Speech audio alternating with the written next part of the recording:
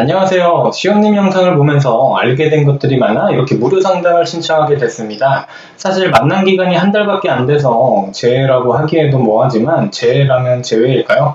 저희는 대학생활 때부터 알고 지낸 동기였고 친해지고 나서 자연스럽게 서로 호감이 가게 되어 사귀게 된 케이스입니다. 남친이 먼저 고백을 했었고요. 당시에 제가 심한 우울 증상과 불안증 때문에 남친이 굉장히 괴로워했어요. 솔직히 제 스스로 자격지심도 많았고 관계를 부정적으로 만든 것 같습니다. 그렇게 헤어졌고 이게 사연을 적어주시는 분들 주의하실 것이 이 유료 상담 받는 분들은 사연 내용이 뭔가 부족하다거나 제가 이해가 안 되는 점이 있으면 전화로 물어볼 수가 있단 말이에요. 제가 그래서 진짜 헤어진 이유를 찾게 되는 경우들도 종종 있어요. 그런데 이메일 사연 분석 같은 경우에는 제가 실시간으로 이렇게 방송을 하는 것이 아니라 녹화본이기 때문에 그 당시 상황 자체를 객관적으로 적어주시는 것이 중요합니다. 지금 사연자님은 상황을 갖다가 그때 당시 상황을 갖다가 헤어진 상황을 적어주신 것이 아니라 자신이 이런 이유 때문에 헤어진 것 같다 라고 저한테 답을 내리고 말씀해 주시는 건데 이거는 본인 판단이에요. 다른 이유가 있을 수도 있고 또 다른 어떤 상황의 문제가 있을 수도 있기 때문에 이렇게 적어주시면 자기 손해라는 거 아셔야 돼요. 사연 작성하시는 분들 참고하세요. 계속해서 읽어보겠습니다. 매달리는 행동은 하루 정도만 했고 하지 않았습니다. 시온님 영상을 봤던 때라 정말 꾹꾹 참았어요. 그리고 현 시점으로 3개월이 지났고 재접근을 했습니다. 오랜만이야 잘 지내? 라고 보냈고 전 남친은 예상과는 다르게 굉장히 반갑게 받았어요. 서로 상황 캐치를 한 뒤 데이트 시전을 하기 위해서 연락을 하려고 뭐 하고 있어? 라고 보냈는데 읽고서 답장이 없더라고요. 현재는 어떻게 해야 될지 몰라서 놔둔 상태입니다. 사귈 때 당시도 제 남친은 제 연락을 이렇게 무시하는 행동을 많이 했었는데 또다시 이런 행동을 보이니까 굉장히 화가 나더라고요. 남자친구가 이렇게 행동했을 때 처벌하는 기준이 있을까요? 그리고 상대방을 대할 때 다른 이성 친구를 대하듯이 대해야 한다는 것에 이해가 잘 가지를 않습니다. 어떻게 대해야 한다는 걸까요? 친한 친구처럼 대해야 한다는 건가요? 이렇게 질문을 주셨는데 멘탈 자체는 굉장히 안 좋으신데 질문 자체는 굉장히 영상 보는 여러분들이 공부하기는 좋은 질문입니다. 자, 첫 번째 질문이 사귈 때 당시도 전 남친은 자기 연락을 이렇게 무시를 했다. 또다시 무시하는 것 같다 라고 처벌을 어떻게 해야 되느냐 라고 이렇게 질문을 주셨는데 도대체 처벌을 왜 해야 합니까? 굉장히 자기 뜻대로 안 되면은 처벌을 하려고 해요. 남자친구가 내가 아무리 편하게 다가갔어도 이 상대방도 이 상대방 상태에 따라서 사연자님이 미련이 굉장히 많이 남아서 나한테 연락을 했나? 이렇게 경계를 할 수도 있고 헤어지자고 서로 말을 한 상태이기 때문에 당연히 불편할 수도 있는 거예요. 상대방 입장에서 바라보면 사실 가장 큰 심리는 별 생각이 없을 거라는 거예요. 일단 뭐 카톡 내용을 저에게 보내주신 것도 아니기 때문에 어떤 것이 100% 문제다라고는 말씀을 드릴 수가 없지만 제가 말씀드릴 수 있는 것은 남자친구는 사연자님 행동에 모두 다 따라줘야 되는 건가요? 나오라면 나오고 이래야 돼요 남자친구는?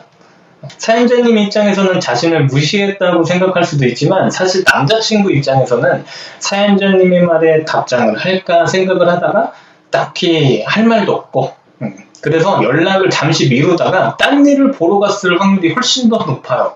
그러니까 이 사람 입장에서는 별다른 생각이 없다는 거예요. 사연자님이 아직 준비가 안 되신 것 같아요. 이 전 남친과의 관계를 갖다가 감정선의 거리를 두지를 못하고 있습니다. 상대에게 포커스를 맞추지 말라고 말씀을 드렸어요. 자신의 감정에 집중해야죠. 자신의 감정에 이렇게 포커스를 맞추고 집중을 한다는 것은 내가 이렇게 상대방의 별뜻 없는 행동에도 이렇게 의미부여를 하고 화가 나고 감정이 오르락내리락 하는구나. 내가 아직 흥분 상태고 감정적이구나 라고 인지하시고 감정적인 행동을 자제할 줄 알아야 된다고요.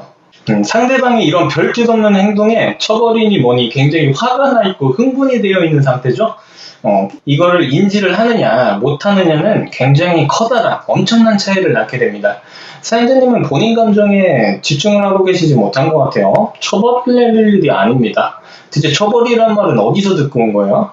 그리고 두 번째는 상대방을 대할 때 다른 이성 친구 대하듯이 대하라는 게 어떤 것인지를 잘 모르겠다라고 말씀을 하셨는데 어떤 것이냐면 내가 타인을 대할 때 이 의식의 흐름이 동등해야 된다는 겁니다. 이게 정확히 무슨 뜻이냐면 내가 나로서 행동할 수 있어야 된다는 거예요. 예를 다시 들어드리면 여러분 헤어지고 가장 많이 하는 행동이 있죠. 헤어지자고 하니까 내가 노력할게, 내가 잘할게, 다시 잘해보자, 이렇게 매달리는 행동이 대표적인데, 저한테 내담자분들이 많이 하는 말이 뭐냐면 자기가 뭘 더 발전하고 반성했고 이러시는데, 이거 다 반성도 안 했고 아무런 쓰잘데기 없는 소리라는 거예요. 본인들은 그저 상대방에게 주도권을 뺏기고서 의뢰 행동을 하고 있는 겁니다. 여러분이 반성하고 정말 미안해서 하는 행동이라고는 거리가 멀다는 거예요. 반성하고 미안했으면 연락을 하지 말아야죠. 이 사람 말을 잘 들어야 될 거 아닙니까? 설득을 하는 것이 아니라. 말을 믿는 게 아니라 행동을 믿는다니까. 내가 주도권을 상대방에게 뺏기고 다시 돌려받고 싶어서 의뢰 행동을 하고 있는 거예요. 그래서 궁극적으로 제가 여러분이 제외하는 상대방에게 다른 이성 친구처럼 대해라 라고 하는 것이 어떤 말이냐면, 어떤 상황이 벌어져도 내가 동등하게 생각하는 이성 친구를 대하듯이 이 제외하는 전남친, 전여친도 나의 의식적인 흐름이 일관적이고 동등해야 된다는 겁니다. 이해가 되셨나요? 그렇기 때문에 이 남자가 사실 헤어지자고 했어도 우리는 헤어지자고 했던 말에 담담하게 받아들여야 됩니다. 의뢰 입장에서 다시 잘할게, 노력할게, 이런 말은 씨알도 먹히지가 않는다는 거예요. 뭐 한두 번 속을 수야 있겠지. 그런데 제외하고 나서도 그런 관계는 금방 파탄이 나게 됩니다.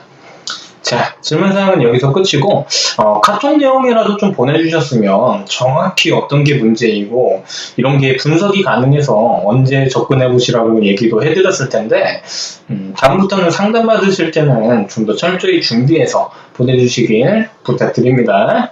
자, 이상 연애 비타민 시온이었고요. 감사합니다.